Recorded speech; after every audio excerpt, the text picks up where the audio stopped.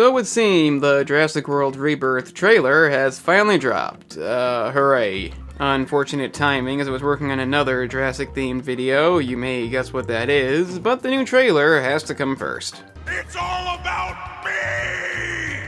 Now, opposed to what I usually do, I'm not gonna break the whole thing down. I mean, everybody does that. Instead, I want to focus on the three main things the new movie has to do. Let's face it, by now we know the main premise. Last year I made a relatively negative video on this because, yeah, you can't expect a good Jurassic World movie, that's only fair. But sometimes unexpected things do happen. The potential is definitely there. I like how you see the banner falling down at the beginning, a callback to the first movie. The Spinosaurus may finally be back, or something in that camp. But the most interesting thing about this movie is obviously the research facility island. That never got mentioned until now. And the concept of the most dangerous dinosaurs that couldn't even be in the park. Again, that's a bit confusing. They made the hybrids designed to be very dangerous. I'm a bit confused to what normal dinosaur outdoes the Indominus Rex, but still it's unfair to judge the movie just yet. I did find the premise intriguing, hunting down the larger species. It's a bit unfortunate, we'll probably never get a rampage in the city. That concept is well dead. But enough about the past, let's get into what this movie really should do. Site B was the factory floor. That was on Iacono, 80 miles from Malta.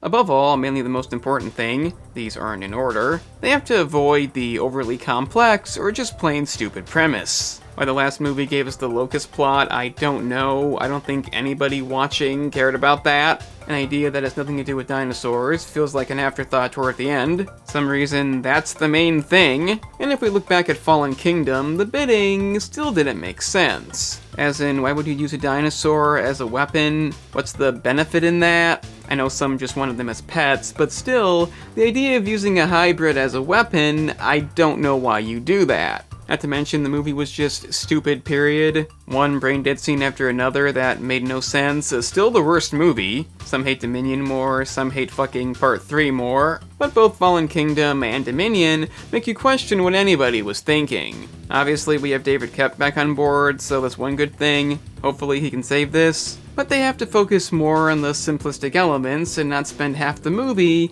on these supposed secrets. Again, I don't know who asked for another island, but it is what it is. It could still be good, but only if they put the emphasis on the right stuff. No outlandish plot, no stupid bullshit, instead focus on the fucking dinosaurs. They do that, and they might just save this.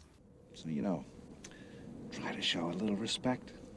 What do I mean by respect the audience? Well, I mean not the last two movies. Movies that put forth the proposition that because humans made dinosaurs, if innocent people are killed, that's okay. I don't know if they're gonna keep that idea going. It seems like they might be implying that living with dinosaurs might not work out. But if I hear anybody talk about this was a miracle, or you did the right thing by, letting them out, that's kind of like telling the audience, hey, you're fucking stupid, right? That's chaos there.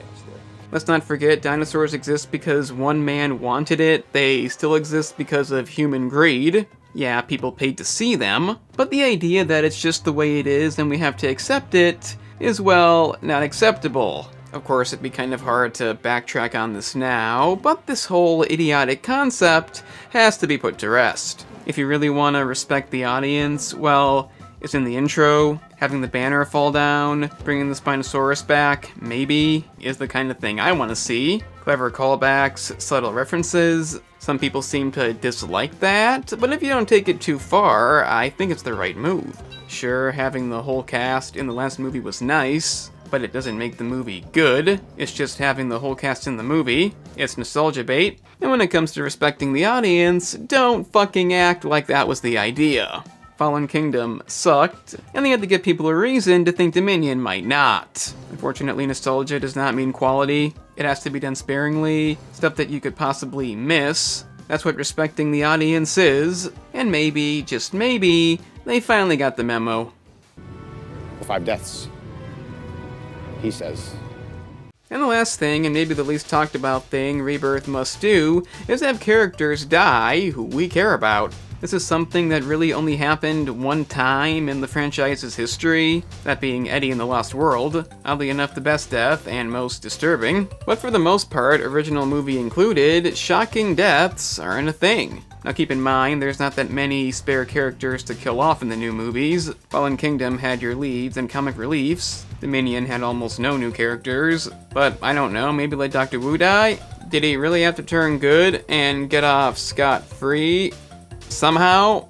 He kind of did some bad things, not like the fans loved him. Given he did turn good, it could have been a somewhat sad death, had some kind of impact. But then we couldn't have a happy ending, I guess. So Rebirth has a chance to fix this. Obviously the family they come across will surely make it, that'd be too sad. But given the mission they've been sent to do, there's no reason why none of them can have a personality, make the audience like them, and then have them die a horrible death. It's kind of back to the concept of respect the audience, we can take it. I know some people think we can't, but it's just basic common sense. If you have a whole team and nobody fucking dies, it will somewhat take you out of it. It may sound like an odd thing to complain about, but I just can't stand when movies do this because they're afraid not to. I don't know if that's the reason this franchise doesn't do it. And no, don't compare it to JP3 with Nash, Udesky, and Cooper. They die almost immediately, and they're the only ones who could've. Billy, despite stealing eggs, has to live. In The Lost World, Nick fucked up everything and got to live no consequences. But if the new movie is afraid to go there, I, pure and simply, am not gonna be a fan. Doesn't mean I'll hate it, but it's not a good look. We put ourselves in a place we don't belong. Survival is a long shot.